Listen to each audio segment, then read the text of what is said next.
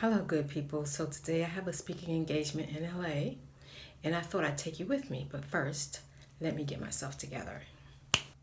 There, let's go.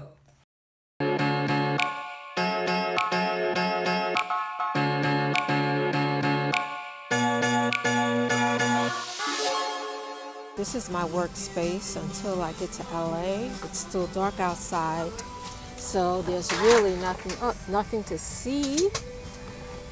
But when I land, I'll see you on the other side.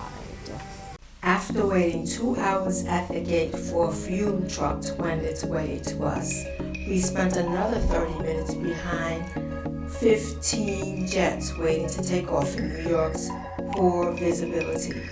I was so thrilled to finally land in sunny Southern California. My only concern was whether my audience would still be there when I reached the venue. Fortunately, they were just about to return from recess when I arrived.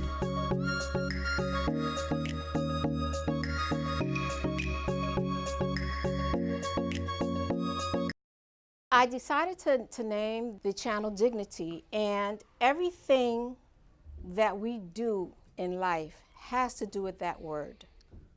Have you heard your parents or someone in your family or friends talk about Oprah Winfrey's speech?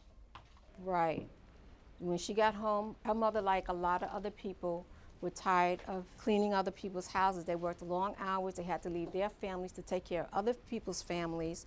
The reason why I mentioned that is because I want to give you a little bit of history as to why Oprah said what she said. She mentioned that women endured abuse because they had to pay the bills. They had dreams that they wanted to realize. They also had mouths to feed. They had to take care of their children. I'm going to quote what she said. "We live in a culture broken by the brutality of men, powerful men, where women were not heard or believed if they dared speak their truth to the power of those men." She talked about one woman in particular to illustrate what she meant. And the woman's name is Reese Taylor. In 1944, this woman was walking home from church, attacked by a gang of men.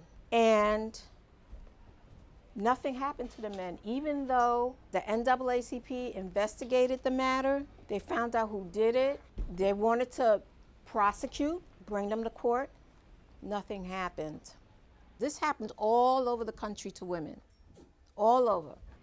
So that's 1944, 74 years ago. The next person is Bill Cosby. A lot of women said that he had abused his power. When somebody is a boss over you, or they have the power to help you out in any kind of way, but they want you to do something that is unacceptable, that you feel uncomfortable about doing, that you know is wrong, but that's the only way you're going to get what it is you want. That's called an abuse of power.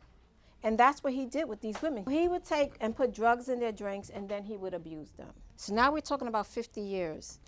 First it was 1944. Now we're in 1965 when another group of women are being abused. As it stands now, he has a retrial coming up. A retrial means he's going to have another trial. And that's going to happen at the earliest March or April of this year. So we don't know what the outcome of that's going to be. When these women came forward, people were saying, oh, why didn't they say something before? Why did they wait all these years later? And Bill Cosby said in May 2015, in all my 52 years, meaning going back to 1963, I've never seen anything like this. Well, of course he didn't, because men were getting away with it. So he probably thought he could get away with it too, and for a long time he had. Now the thing is, a lot of people in the black community didn't want to believe it. People all over America didn't want to believe it because he had this show. It was a family-friendly show. And he was known as America's family man. And so people had this image of him that didn't match the reports that they were getting about this man abusing. Nobody would think that Bill Cosby would do something like this, because how he was to the public on television was not the same way he was in private. If people think he's a family man, they're not going to think he's doing what he was doing to these women at home. Anybody else? Yes. Well, I think that he regrets doing it. I agree with that. But I think he only regretted it because he got caught. Now, there's a legitimate reason why in the black community there was a thought of maybe the media really has it in for Bill Cosby, and that has to do with American history. From slavery, blacks were considered inferior. After Lincoln freed the slaves, then we came into what was called Reconstruction, because the effort was to have blacks get on their feet and live independently, but a lot of Southern landowners didn't want that to happen. So there were the black codes. The black codes were laws where it's not much different from today, where if you're walking down the street, police could take any black person and treat them the way they do today, frisk them, come up with a reason to arrest them, and then throw them in jail. But there are a lot of similarities between the black codes of the 1800s and the way blacks are treated today. So that's why, with that kind of history, that's what made, especially older generation, they had a reason to be suspicious. So understanding history will help you understand why certain generations were so adamantly against these women who complained, because of the history of how blacks have been treated in this country. That said, just because somebody is your race doesn't mean they get a pass. All right, so he has a trial coming up.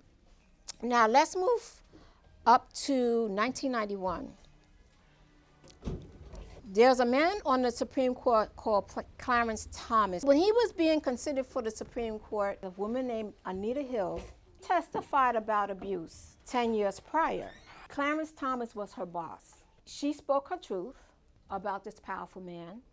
And what do you think happened when she spoke her truth? You're right, they didn't believe her at all. She was even asked to take a polygraph test. She did, and she passed it. Clarence Thomas wouldn't agree to take a test. He played the race card.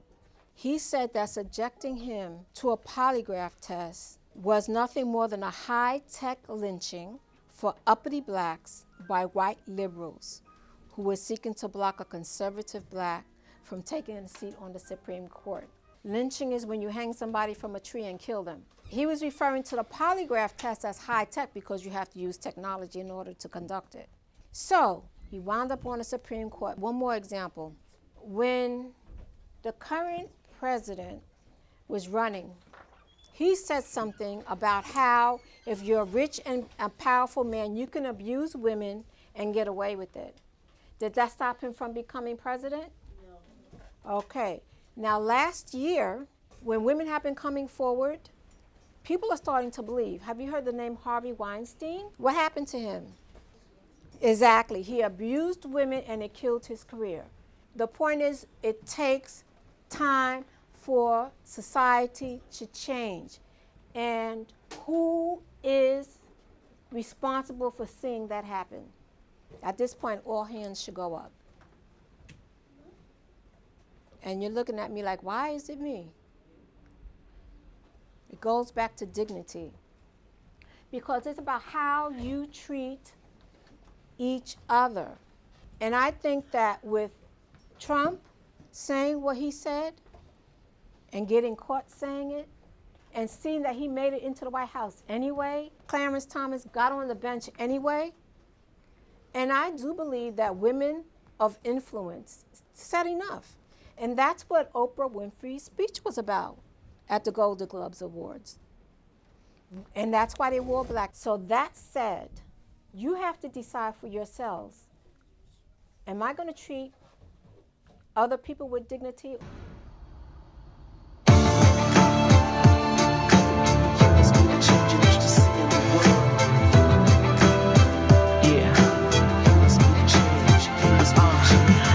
Get my weight up to reflect the things that were instilled in me. Never give up. Some days I slip up, but I remember what my mama said. Baby girl, never give up. It's hard to be strong when the pressure is on at every end and the pain is prolonged, but dignity is always tugging at my sleeve, saying you must believe in you. That's how you make it through. You must be the change you wish to see in the world. All I want is dignity. You must be the change you wish to see in the world. All we're looking for, dignity. You must be the change you wish to see in the world. All I want is dignity. You must be the change you wish to see in the world. All we're looking for, dignity. In the face of adversity, you and I must see that the power is in you and me. We should never neglect respect. Human life is worth more than some zeros on a check. Let's gravitate to the clean, elevate our self-esteem, and realize our dreams, wants, and needs. Sometimes the lines get blurred, but we should never feed the greed. You must be the change you wish to see in the world. All I want is dignity. You must be the change you wish to see in the world. All we're looking for is dignity. You must be the change you wish to see in the world. All I want is dignity. You must be the change you wish to see in the world. All we're looking for is dignity. You must believe in you. That's how you make it through. All I want is dignity. Let's take a stand. We'll see this thing through. All we're looking for is dignity. You must believe in you. That's how you make it through. All I want is dignity. Let's take a stand. We'll see this thing through. All we're looking for is dignity.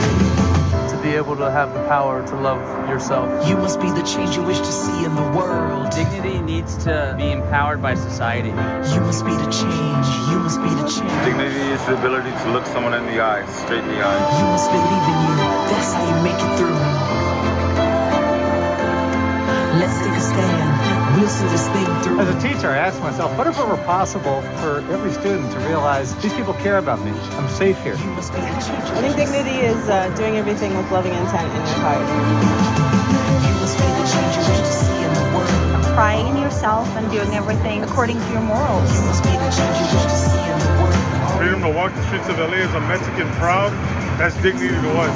That's how you make it through. All I want is dignity. Let's take a stand. We'll see this thing through. All we're looking for is dignity. You must believe in you. That's how you make it through. All I want is dignity. Where you find unconditional love, you'll find dignity. All we're looking for is dignity.